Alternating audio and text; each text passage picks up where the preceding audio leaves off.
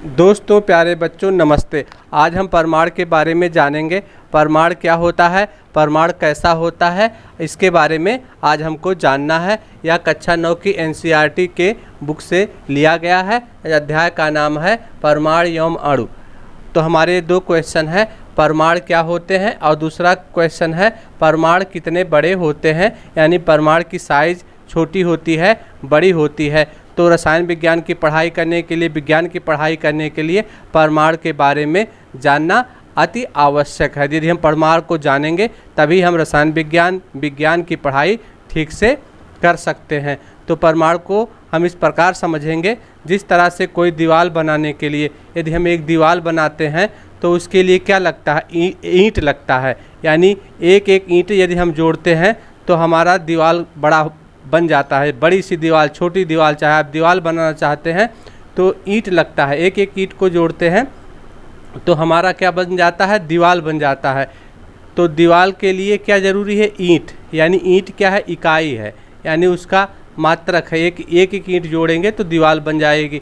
यदि हमको पढ़ाई करना है, विद्वान बनना है, अंग्रेजी सीखना है, हिंदी सीखना है, तो हम क्या करेंगे, एक एक अक्षर सीखेंगे। एक एक अक्षर सीखेंगे तो हम विद्वान बन जाएंगे।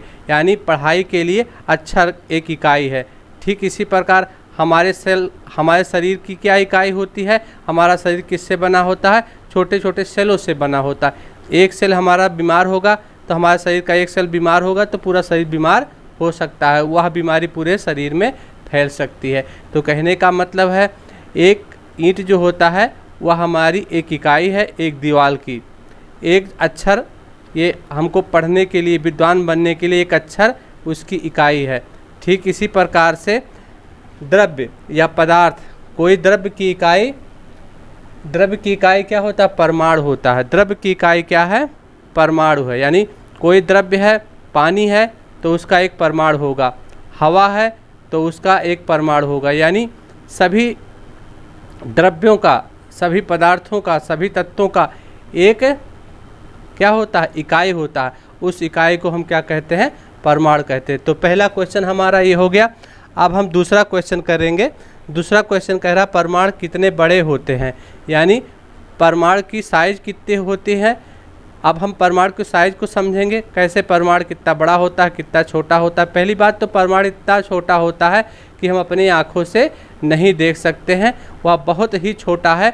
यानी हम उसको तुलना भी नहीं कर सकते, चींटी से तुलना नहीं कर सकते हैं, और छोटी बालू के, रेत के कण से भी तुलना नहीं कर सकते हैं। यानी उससे भी कई गुना छोटा, चींटी से, बालू के कण से, और बाल के जो हमारे बाल हेयर होते हैं उसकी मोटाई से भी हम तुलना नहीं कर सकते। यानी बहुत ही छोटा होता है। अब कितना छोटा होता है, इस बात को भी हमको समझना है।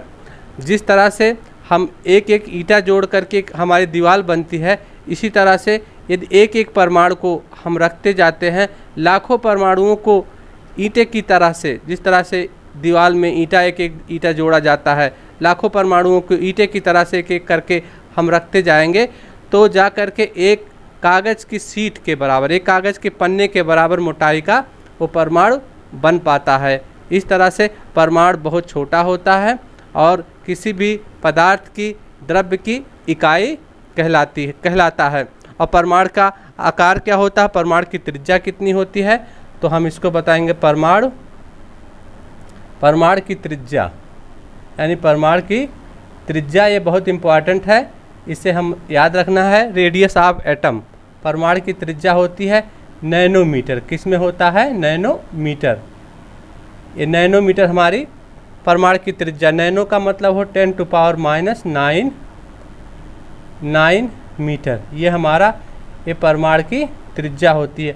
यानी हम कह सकते हैं कि हमारा परमाणु जो होता है, ये परमाणु को नापने के लिए, जिस तरह से हम एक दीवार बनाने के लिए एक ईंट की लंबाई नाप करके दीवार कितने ईंट लगेंगे पता लगा सकते हैं, हमारा शरीर सेल से बना होता है। ठीक उसी प्रकार से परमाणु कितना बड़ा है, कितना छोटा है, उसको नापने के लिए किसका प्रयोग किया जाता है, नैनोमीटर का प्रयोग किया जाता है। किसका प्रयोग किया जाता है, नैनोमीटर। ये नैनोमीटर का मतलब, नैनो माने 10⁻⁹ और मीटर तो हम जानते ही हैं मीटर क्या है? मीटर तो हम जानते हैं 1 मीटर बराबर 100 सेंटीमीटर होता है। तो परमाणु का आकार या परमाणु की त्रिज्या 10⁻⁹ मीटर में नापी जाती है।